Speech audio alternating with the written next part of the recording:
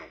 አያወሩም ሙስሊሞች እንደ እናንተ በምትሄዱበት መንገድ አይሄዱም።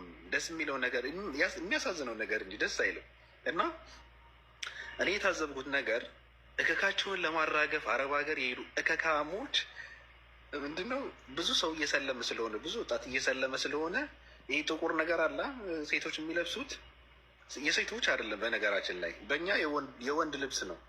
አንዳንድ ገገማዎች ይታዘባለሁ እና ሴቶቹ እኮ ሰይጣን እኮ ናቸው። ለምን ሲባል አይ ጥቁር ነገር ስለሚለብሱ እና እነ አባ ማቲያስ የሚለብሱት ሊቀ አጋንንት ስለሆኑ ነው። እናንተ ደንቆሮዎች ምንም እውቀት የላቸውም። ፎንጋ ናቸው። በነገራችን ላይ ገንገበት የሆነ ማህበረሰብ ነው እና የሚለበሰውን ጥቁር ልብስ አረብ ሀገር እከካቸውን ለማራገፍ የሄዱ ገረዶች ይለብሱታል።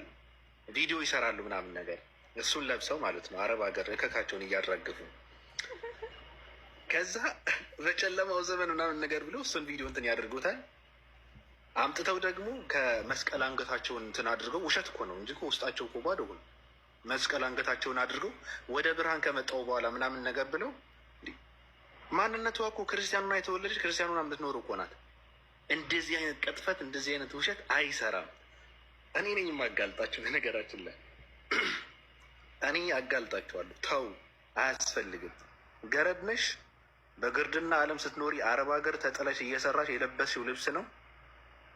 አንገትሽን ተረግጠሽ እከክሽን ለማራገፍ የለበስሽው ልብስ ነው።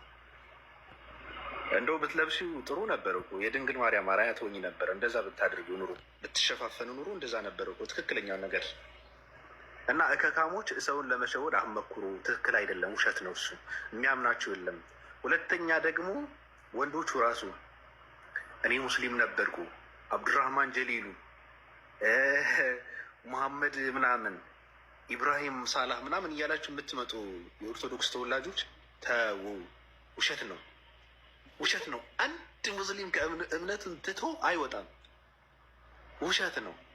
ምክንያቱ እምነታቸው እነሱ ተረድተውታል፣ አንብበው ታንጸው ነው የሚያድጉት። በነገራችን ላይ የሚተውበት ምንም አይነት ምክንያት የለም። መንፈሳዊ ጥያቄ ቢጠይቁ መልስ አላቸው። እነሱ ይመልሳሉ። አባቶቻቸው ጠይቁ ይመለስላቸዋል ነው የሚሏቸው።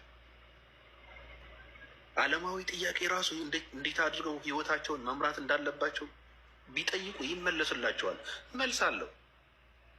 ቆሻሾች የአር ፍርፋሪ ቄጥህን ውስጥ ተሸክመ ይዞርክ ቄጣጣቢ ምናምን ብለህ ሙድ የምትይዝ መሀይም ህዝብ መለወጥ አለብህ። እኔ ይገርመኛል እኮ የዘመኑ ሰዎች ናቸው እነሱ። ከብዙ ሺህ ዓመታት በፊት የተደነገገ ህግ አሁን ዘመናዊነት ነው። በአሁን ብታስበው ማለት ነው ዘመናዊነት ነው። ጽዳት ዘመናዊነት ነው። ጽድት ብሎ ምናምን ነገር በቀን ምናምን ነገር ጌታቸውን ድፍት እያሉ ጌታቸውን ያስታውሳሉ። አለቀ። እንደዚህ ይሄ ነው እምነት ማለት መንፈሳዊነት ይሄ ነው። በነገራችን ላይ ግማታሞች እዚህ ጋር እንትንህን እየጨለጥ ከዚህ ጋር መጥተህ ስለ ሴጋ ታወራለህ። መንፈሱ የለ፣ እምነቱ የለ፣ ስርዓቱ የለ። መስመር እየዘላችሁ እያለፋችሁ ውሸታሞች።